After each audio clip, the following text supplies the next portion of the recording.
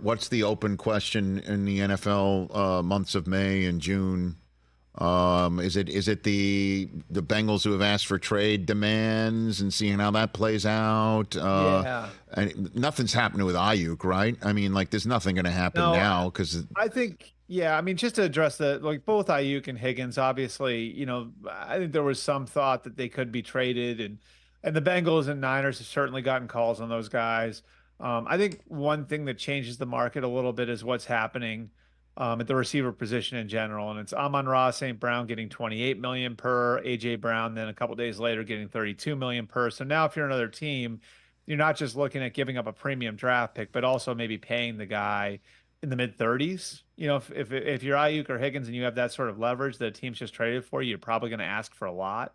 I mean, God forbid what the Vikings must feel like right now. Where's that bag, Albert? Where is that bag? Jefferson. Where's that bag? Where's the bag for him? What? I mean, I would say he has made a lot of money just sitting on his hands and waiting.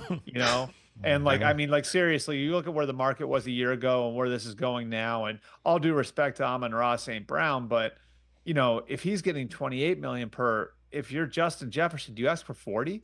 Hell yeah. Maybe, right? Yeah, and see how it flies. I mean, obviously, I don't think that's going to, happen, but yeah. That's why I'm wondering that one's. I mean, those questions are big ones that need to be answered over the coming months, and there are a few of those coming down the pike. Jamar Chase is another one. Yeah. The Bengals, do they pay Jamar Chase now? If they do, how does that affect things with T. Higgins? Obviously the Bengals also are dealing with Joe Burrow coming off of the wrist injury, and that's something that I think we're all going to be closely monitoring. The crazy thing about Burrow is he still hasn't had a normal offseason as a pro. Because in 21, he was coming off of the ACL. In 22, he had the appendicitis. And last year, he had the calf thing. So he still hasn't had a normal offseason as a pro. So we'll all be monitoring Joe Burrow's wrist. And obviously, there's a lot going on there. The contract things, like you said, Jefferson, Chase, there are a few more that'll that I think we'll be looking at over the coming months. Trevor Lawrence is another one. And then I think, you know what, Rich? I still think your New York Jets are fascinating. They feel like they've got a really good team.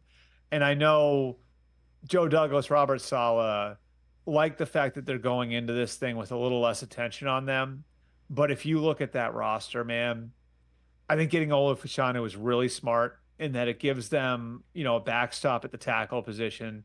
They address tackle aggressively.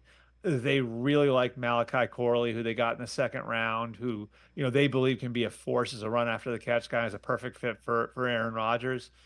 And that defense brings a lot back, that defense, was pretty good last year in a really adverse situation. So I think as we get closer to the season, you start looking at the Jets and it's like, okay, if Aaron can be even 90% of what he was, that team should be the favorite in the AFC East. And maybe outside of Cincinnati could be the top contender to the Chiefs, who've won the conference the last 2 years, 4 out of the last 5. Man, that's saying a lot. I mean, there's a lot of ifs and buts right there. Catch the Rich Eisen Show every single day on the Roku channel, 12 to 3 Eastern, for free.